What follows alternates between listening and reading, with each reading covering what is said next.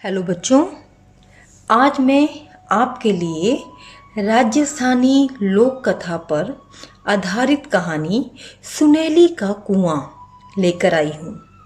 ये कहानी राजस्थान और गुजरात की सीमा पर बसे एक छोटे से गांव नरसिंह की ढाणी और उसकी बींदनी सुनेली की है। राजस्थान के अन्य गांवों की तरह यहाँ भी पानी की बहुत कमी थी। गांव की बहु बेटियां सिर पर घड़े रखकर दूर दूर से पानी लाती थी। इसी गांव की एक बींदनी थी सुनेली। घर का सारा कामकाज और दूर से पानी भर कर लाना, उफ। शाम तक सुनेली थक कर चूर हो जाती थी। पानी लाने की परेशानी से बचने के लिए इसी गांव का एक परिवार बंजारे के कुएं के पास जाकर रहने लगा था।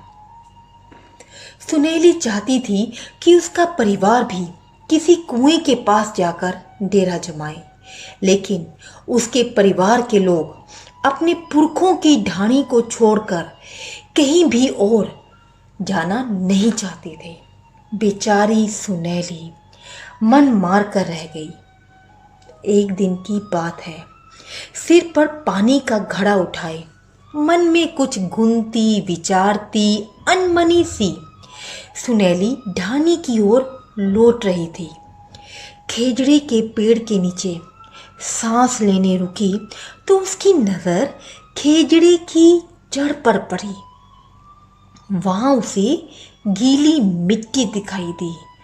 ओफो, ये ऊंदरे भी सब जगह बिल खोद डालते हैं, उसने सोचा और आगे बढ़ चली।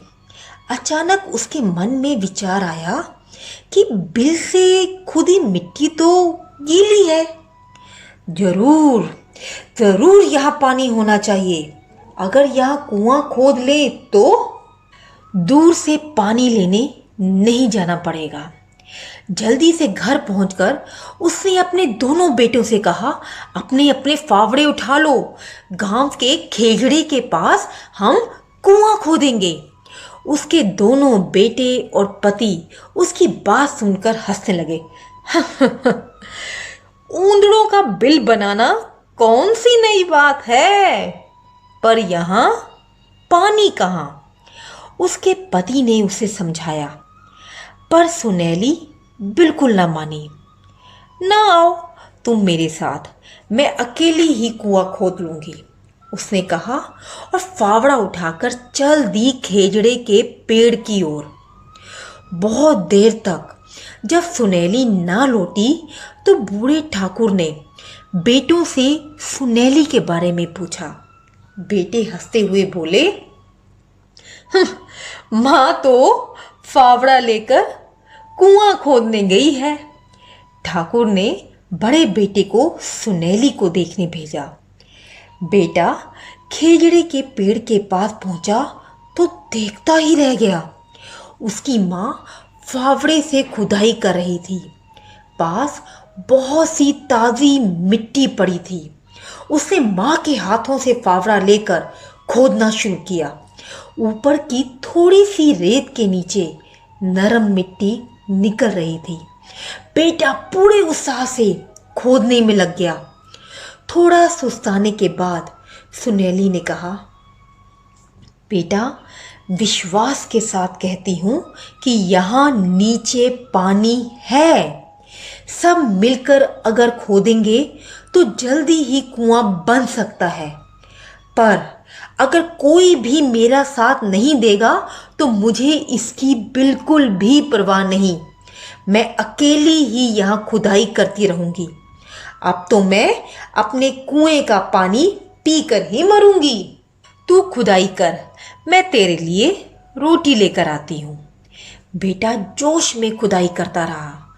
सुनेली जब रोटी लेकर आई तो उसने देखा कि जवान बेटे ने अच्छी खासी खुदाई कर दी है।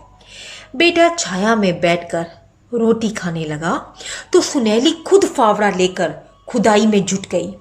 सांझ को जब माँ बेटे खुदाई करके घर लौट रहे थे तो ढाणी के लोगों ने उनका मजाक उड़ाया, लेकिन दोनों चुपचाप अपने घर की ओर बढ़ते चले गए। सुनैली मन ही मन कुआं खोदने का निश्चय कर चुकी थी। लोगों की बातें, उनकी हंसी का उस पर कोई भी प्रभाव पड़ने वाला नहीं था। सुबह सवेरे जब छोटा बेटा सोकर उठा तो उसे घर में माँ नहीं दिखाई दी। घड़ा भी अपनी जगह नहीं था।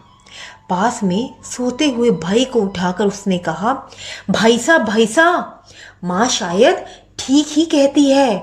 खेजड़ा इसलिए हरा भरा रहता है क्योंकि उसके नीचे जमीन में पानी है। चलो हम भी माँ के काम में हाथ बटाएं। बड़ा भाई थोड़ी देर बैठा सोचता रहा और फिर बोला, चल हम चलकर माँ का हाथ बटाएं। खेजड़े के पास पहुंचकर दोनों माँ के खोदे गड्ढे में उतर गए। माँ के हाथ से फावड़ा लेकर दोनों ने खुदाई शुरू कर दी। तब तक सुनैली का पति भी वहां आ पहुंचा। पति और बेटों को देखकर सुनैली फूली ना समाई। उसका विश्वास और निश्चय अब और भी मजबूत हो गया। उसने मन ही मन सोचा कि अब खेजड़े के पास कुआं जरूर खुदेगा। दोपहर तक सारा परिवार कुआं खोदता रहा। राजस्थान का मौसम, अचानक आंधी आ गई। खोदे गए गड्ढे में रेत भर गई। ढाणी वालों को सुनैली और उसके परिवार वालों का मजाक उड़ाने का एक और अवसर मिल गया। दोनों बेटे उदास हो गए। सुनैली ने उनके सिर पर हाथ फेरते हुए कहा, अब हम दिन में आराम करेंगे और रात को चंदा की चांदनी में खुदाई करेंगे। तुम खुदाई करना और मैं मिट्टी फेंकती जाऊंगी। उसकी लगन और विश्वास को देखकर ढाणी वाले भी उसके साथ जुड़ गए। क्या छोटा क्या बड़ा, सभी कुएं खोदने के काम में सुनैली का साथ देने लगे। अब सफलता पास ही दिखाई दे रही थी। जैसे जैसे गड्ढा गहरा होता गया, मिट्टी ऊपर लाना मुश्किल होने लगा। सुनैली ने तरकीब लगाई, बोली, जैसे कुएं से पानी निकालने के लिए गरारी लगाते हैं, वैसी ही गरारी यहाँ भी लगाएंगे। उससे मिट्टी खींचना आसान हो जाएगा। अब जैसे ही मिट्टी ऊपर आती, ढाणी के बच्चे उसे उठाकर फेंक आते।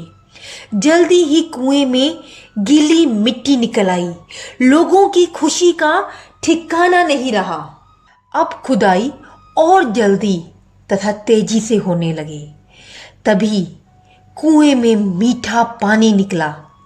पहले एक स्रोत फूटा, फिर दूसरा, फिर तीसरा, और देखते ही देखते कुएं में 10 हाथ पानी ऊपर चढ़ आया।